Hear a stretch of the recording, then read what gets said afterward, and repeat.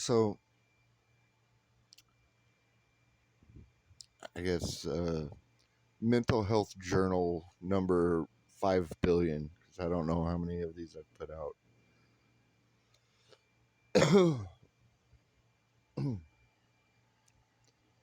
I was thinking today about how California has this issue with reparations.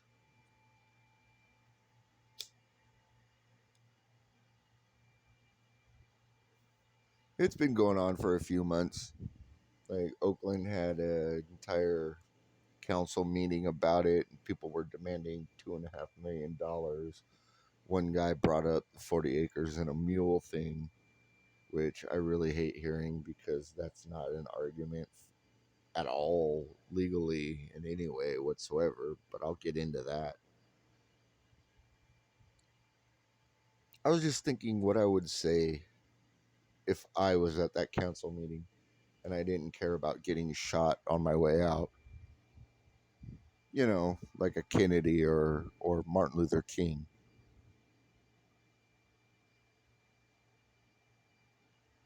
I think it would go a little bit like this. So you see, California didn't become a state until 1850, and that's because gold was found in 1848, and it took people a year to get here.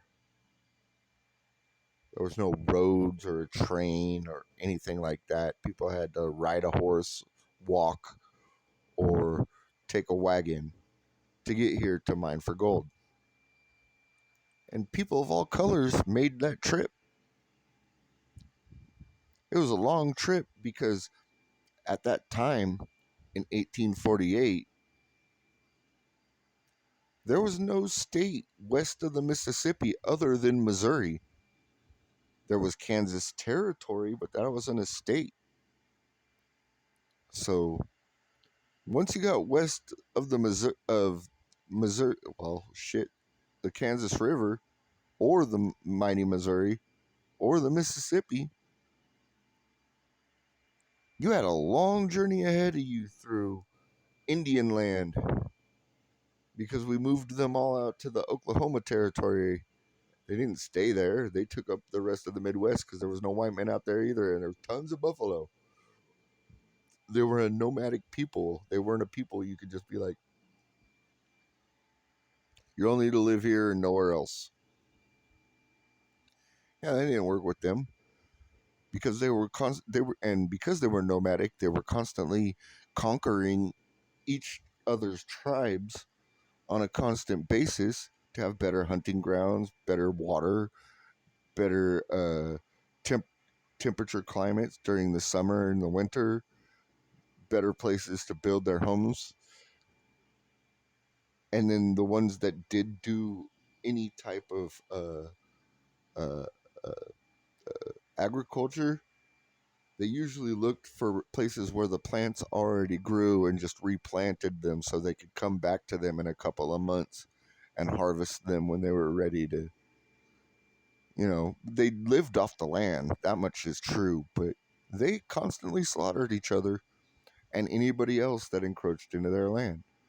So people going to uh, California from the East Coast, basically, and what is now known as like the East Midwest, I guess.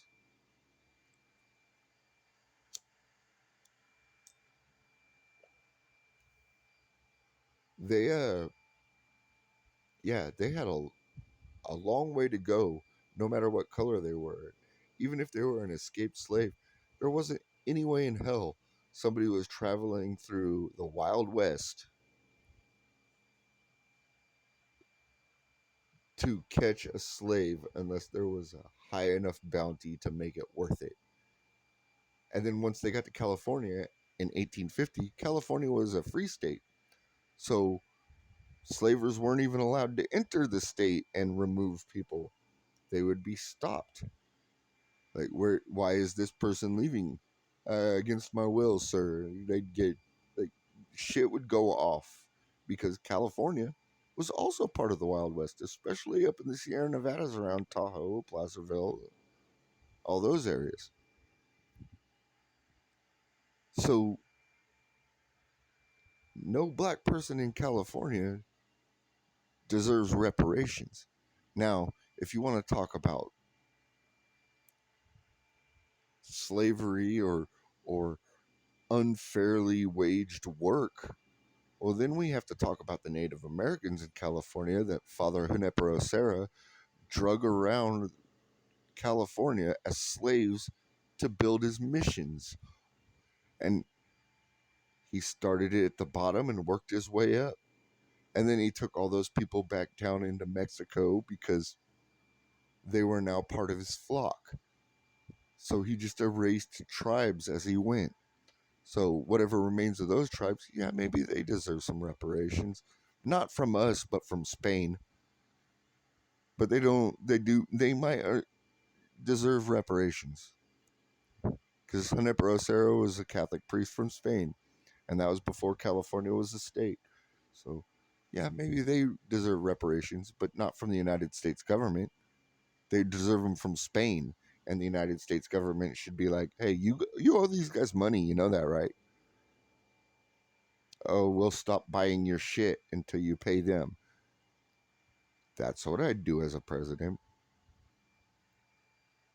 The the Chinese and Asians, even the Japanese got their reparations. Reagan did that, so we don't have to talk about them in this situation. But the Chinese that came over to help build the railroads, they probably deserve some reparations. The Mexican Americans, who, by the way, are Native Americans as a majority, that were brought up here and worked in the fields and for the food for over 100 years without proper representation, they probably deserve reparations. But no black person that's ever came to California deserves reparations. Their biggest argument is like when black people got here, they got racism. Well, duh. That happens everywhere in the world. No matter where you go, what color you are, if you go somewhere in the world, you're probably going to run into racism. Shoot, I'm white and I could go to Europe and I could go into a few countries and they'll racism me because I'm an American or my nose doesn't look right or my eyebrows don't look right. Shit, I hear they do that in Africa too, to black people. Oh my God. Asians are racist against Asians.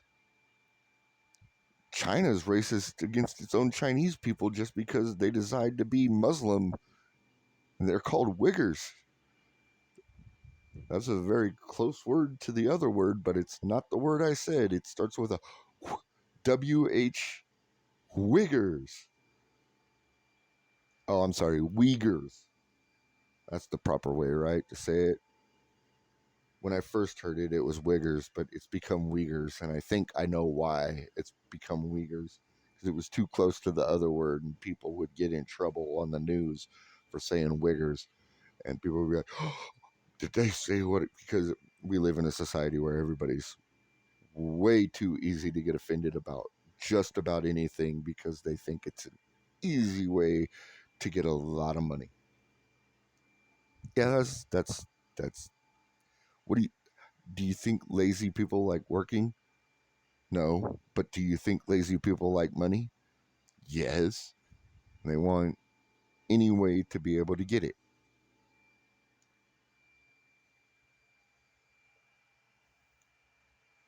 Point number 2, 40 acres and a mule.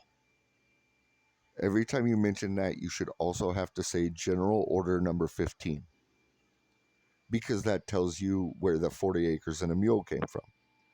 It wasn't from Congress, it wasn't from the Senate, it wasn't from the president. It was a general order by Sherman. You know, during the Civil War, Sherman, the guy that burnt Atlanta to the ground, with General Order 65. Yeah, that Sherman. General Order 15 was during his march to Atlanta.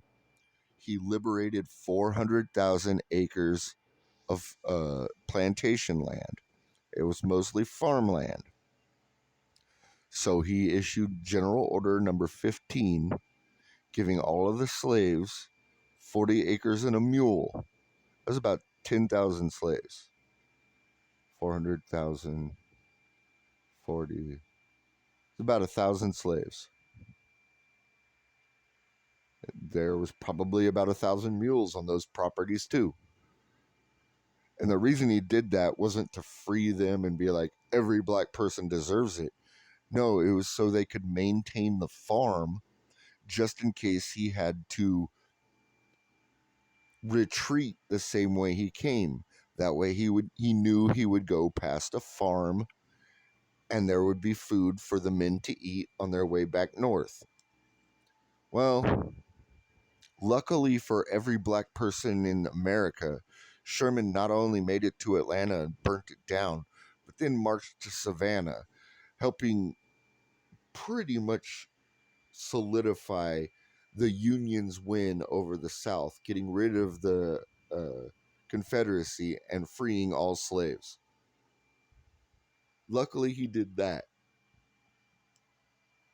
But when the Civil War was over and the Reclamation period started, most of the senators and legislators in the southern states were black men because they were elected by now free black people. And a lot of the white people got killed in the war. So there wasn't a lot of people to vote for white people back then.